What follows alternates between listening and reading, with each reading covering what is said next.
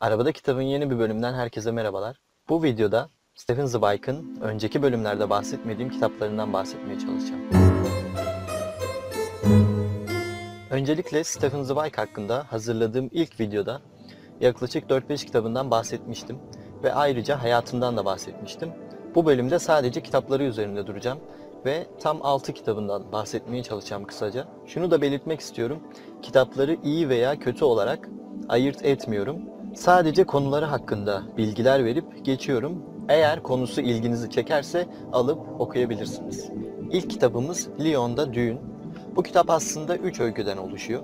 Birincisi Lyon'da Düğün, ikincisi İki Yalnız İnsan, üçüncüsü ise Vondrack ama ben bunların içinden sadece Lyon'da Düğün isimli öyküsünden bahsetmeye çalışacağım. Zweig bu kitabında en çok işlediği konulardan olan insanın yalnızlığı ve toplumdan soyutlanmış insan profilini her zamanki gibi bize sunuyor. Kitabın konusunu şu şekilde açıklayabiliriz. Kitap Fransız devriminin olduğu yıllarda geçiyor ve sevdiği adamın öldüğünü düşünen bir kadın var. Bu kadın daha sonra bir grup insanla birlikte bir tür hapishaneye götürülüyor ve kadın götürüldüğü hapishanede hiç de ummadığı birisiyle, yani öldüğünü sandığı o adamla karşılaşıyor ve inanılmaz duygular hissetmeye başlıyor.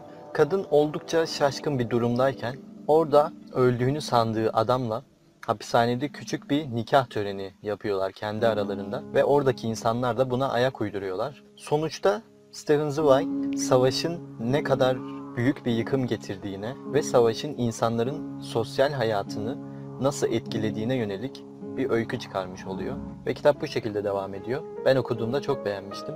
Şimdi bir diğer kitabına geçelim.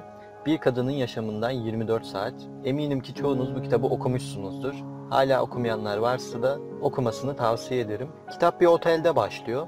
Otel çok sessiz, sakin bir yer ve farklı milletlerden yüksek kesimde insanların olduğu bir yer. Otele Fransız bir gencin gelmesiyle durumlar değişiyor ve otel biraz hareketli hale gelmeye başlıyor. Genç adam oradaki erkeklerden biraz daha farklı. Farklılığı ise onlara göre daha nazik ve kibar olması. Daha sonra bir iş adamıyla evli ve 2 çocuğu olan bir kadın bu genç adamla yakınlaşıyorlar ve gizemli bir şekilde bir anda ortadan kayboluyorlar. Olaylar da aslında bundan sonra başlıyor diyebiliriz. Bayan C ortaya çıkıyor ve kadının yaptığının doğru bir şey olduğunu ileri sürerek onu savunmaya başlıyor ve tartışmada bu sebeple alevleniyor. Daha sonra Bayan C kendi hayatından yaşadığı bir olayı onlara anlatmaya başlıyor ve öykü bu şekilde ilerliyor. Şimdi bir diğer kitabı olan Kızıl'a geçelim. Bir baş karakterimiz var. Bu karakterimiz Taşra'dan Viyana'ya tıp okumak için gidiyor ve bu karakterimiz biraz yalnızlığı seven bir tip ve özgüven problemi olan birisi.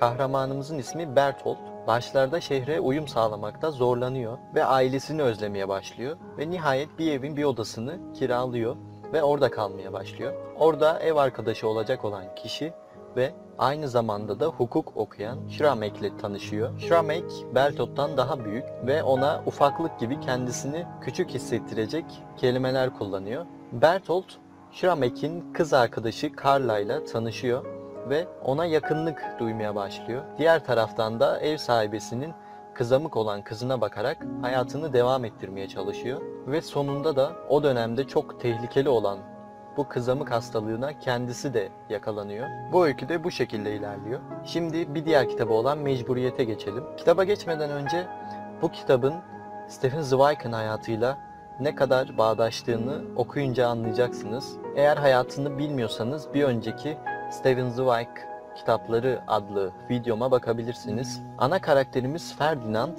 bir ressam aslında ve karısıyla birlikte savaştan kaçıp İsviçre'ye yerleşiyorlar. Ama emin olduğu tek bir şey var.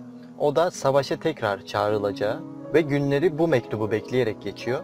Ve sonunda nihayet mektup eline ulaşıyor ve askere çağırıyorlar Ferdinand'ı. Zaten bu mektubu bekliyordu ama geldiği zaman oldukça karmaşık duygular içerisinde hissediyor kendini ve savaşa tekrar gitmemek istiyor. Ve askere gitmemek için türlü bahaneler uydurarak kaçmaya çalışıyor. Savaştan kaçmasının sebebi ise savaşın insanları canavarlaştıran bir olgu olduğunu düşünmesi. Bu kitapta da Ferdinand'ın savaşa karşı olan düşüncelerini okuyoruz. Şimdi bir diğer kitabı olan Yakıcı Sıra geçelim. Karakterimiz Baron bir memurdur ve kaldığı otelde karşılaştığı Bayan Blumenthal onun ilgisini çekmeye başlıyor. Ona nasıl yakınlaşacağını düşünürken Bayan Blumenthal'ın bir oğlu olduğunu görüyor. Çocuk insanlardan kendisini çok küçük biriymiş gibi davranmasından hiç hoşlanmıyor ve kendisine olgun biriymiş gibi davranılmasını istiyor sürekli. İşte bu durumda Baron'ın kullanacağı şey de bu oluyor. Yani Bayan Blumenthal'a ulaşmak için onun çocuğunu kullanmaya başlıyor ve çocukla konuşarak onu kendine yakınlaştırmaya başlıyor.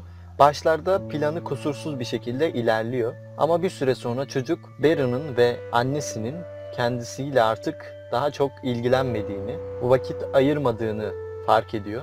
Ve bu kez de çocuğun annesiyle Baron arasında neler olup bittiğini çözmesiyle olaylar farklı bir seyre doğru ilerliyor. Bu kitap hakkında söyleyeceklerim de bu kadar. Şimdi son olarak Mürebbiye'den bahsetmek istiyorum. Bu kitapta aslında 4 öyküden oluşuyor ve ben sadece Mürebbiye isimli öyküden bahsetmeye çalışacağım. 2 tane küçük kız kardeş var. Bunların mürebbiyelerinin yani dadılarının başına bir olay geliyor. Yani çocuklar öyle olduğunu seziyorlar.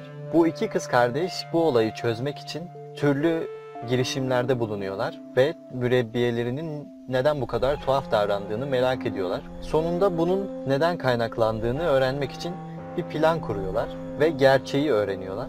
Konunun daha fazla içine girmeden Stephen Zweig'ın bu kitapta daha çok üzerinde durduğu şey aslında insanların büyüdükçe çevrelerinin nasıl değiştiğini ve çocuklara anlatılan gerçekliğin asıl yaşadığımız hayattan çok farklı olduğudur. Bunu yine bu öyküde güzel bir kurguyla bizlere sunuyor. Bu kitabı da yine hoşuma giden kitapları arasında ve okumanızı tavsiye ederim. Bu bölümde Stephen Zweig'ın önceki yayınladığım videoda bahsetmediğim diğer kitaplarından bahsetmeye çalıştım. Kendisinin kitaplarının çoğunu okuduğum için sizlere kolaylıkla tavsiye ederim. Kitaplarının çok az sayfalı olması sizi yanıltmasın. Aslında içinde çok fazla duygular barındırıyor. Bu nedenle çok fazla kalın sayfalı kitaplar okuyamayanların da bir tercihi oluyor.